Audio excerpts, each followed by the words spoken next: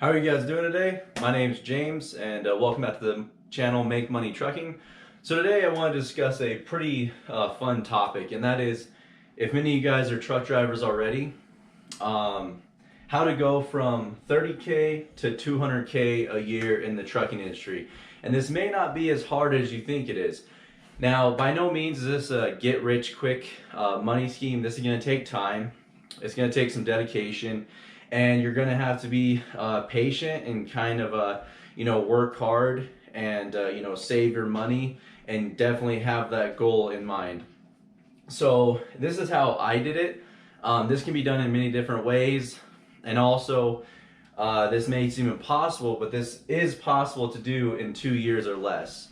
I'm going to have a video coming out on that a little bit later of a family friend of mine that I helped mentor, and he actually was able to get to around 200K a year in 2 years or less. He didn't have a CDL 2 years ago to this date. So that's in the next video, but right now we're gonna be talking about how to go from 30K to 200K a year, at least how I did it.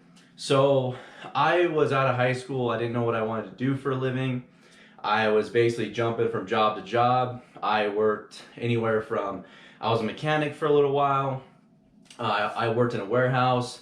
I also worked at a dairy, taking care of dairy cows and milking cows, if you can believe that. That was kind of a fun job. So I had many different jobs.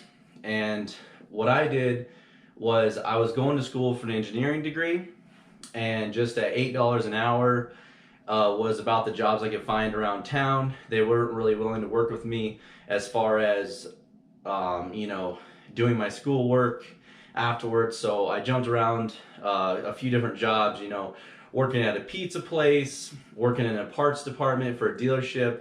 I worked in the automotive industry for the most part of, when I got out of high school and through high school. So basically, I was going to school for engineering.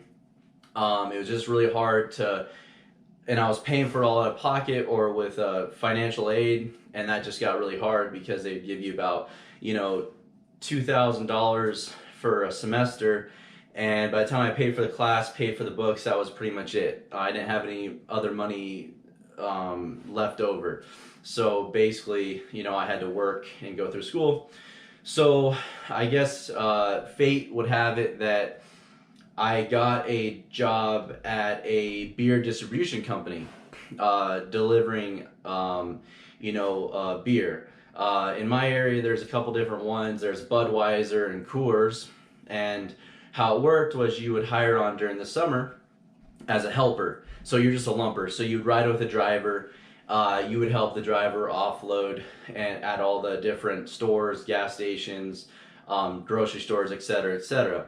So that's what I did, and I worked there while I was going to school. I worked there for about, I'd say 2 or 3 months during the summer, and I just, I busted my ass. I worked as hard as I could, and what this job did was they provided the opportunity at the end of the summer, if they really liked you, and if some guys had left or if a position presented itself, that they would train you to get your CDL. So fast forward a couple months later, they came to me and said, hey, would you like to get your CDL? And at this point, due to the school situation, I said, you know what, I'll take a break from school and go ahead and do that. So they got me my permit. They did on-the-job training, and basically what they did was they said, we'll get you your CDL, just sign a year or two, I think it was a year contract or a 2-year contract that you have to work for us, and then you can be on your merry way. So I agreed to it. I signed the contract, and they got me my CDL. And lo and behold, I'd been a lumper for about 3 or 4 months for them, making not that great of money, just something to get me by. And then I became a driver for them, and I was doing local routes in my state, my area, delivering beer. This was a very hard job, very labor intensive. These kegs weigh 165 pounds each, and everybody sees it as a glory job. Oh man, you get to deliver beer, you get free beer, you get discounts, which is true, but to me, I would operate a side loader, and I'd deliver probably anywhere from 50 to 100 kegs a day, plus all the cases of beer going into liquor stores. And when you did that, you'd have to unload the whole load from the truck, go into a liquor store and put it all away for them. So a lot of delivery companies out there, all they do is they basically just unload the product and put it on the store's floor, and they sign it in and you're in and out. Well, delivering beer is a lot more labor intensive, so you got to get it out of the truck, get it in the store, and then they check it in, and then you have to go and actually put it away. So you have to put it on the shelves. So from a liquor store owner, that's awesome because the delivery company is actually responsible for stocking all the product. So I did that for another 2 or 3 months, and that's where I was making about $30,000 a year. And I pretty much was thinking to myself, how can I better myself? I want to get into a better paying job as a driver because my goal is to save money and then go back to school and finish up my engineering degree. So basically, after I did that, I was a welder's apprentice previous to that out in the oil field. So I knew that there were trucks out there of guys that just had to hold the steering wheel all day and drive dump trucks or water trucks, and they were making, $15 an hour. So initially, that's what I did. I went and I applied for a bunch of different jobs. I went to Google search and just searched for CDL jobs and looked for potentially oil field companies. I know they paid the best. And I remember I had a list of about 20 jobs, and I just worked my way from the top to the bottom and just call every single one of them. And a lot of times say, hey, you don't have enough experience. At this time, I had 4 months of experience, 4 or 5 months of driving a truck. And finally, because at that time, that was the height of the oil field was doing really well. It was kind of the height of a small boom. I finally found 2 companies, and then I found a company and I landed a job, $20 an hour. So that worked in my favor. So fast forward about 2 more months, I'm now hauling water for the oil field in a tanker. I had gotten my tanker endorsement and all that. So I worked for the company hauling water, and I'd worked there for about a year to 2 years now. And I had seen the potential. I'd seen other owner-operators out there, and they'd kind of told me what they made and kind of the potential for what you could make as an owner-operator, which is closer to that $200,000 a year mark. But, obviously there's responsibility in that, and, you have to own the truck, so you got to pay for the truck. So basically, at that time, there was a lot of openings for hazmat drivers. So I was just a CDL Class A driver with a tanker. I hauled water. And the next step up, so at this point, I was making about anywhere from $70,000 to $80,000 a year. About 1 to 1.5 years into my trucking career, if you want to call it that. So basically, I continued doing that. I went and got my hazmat, and then I started hauling oil for a small company. I did that for about 2 or 3 months. Unfortunately, the company didn't really have a good foothold of contracts in my area. So I actually went back to hauling water. So this was a huge pay increase. That company was offering high salaries. I think I was making about anywhere from 20 to 23. I think I started $23 an hour because I had my hazmat. So that fast forward, that was about $80,000 to $100,000 a year I was making.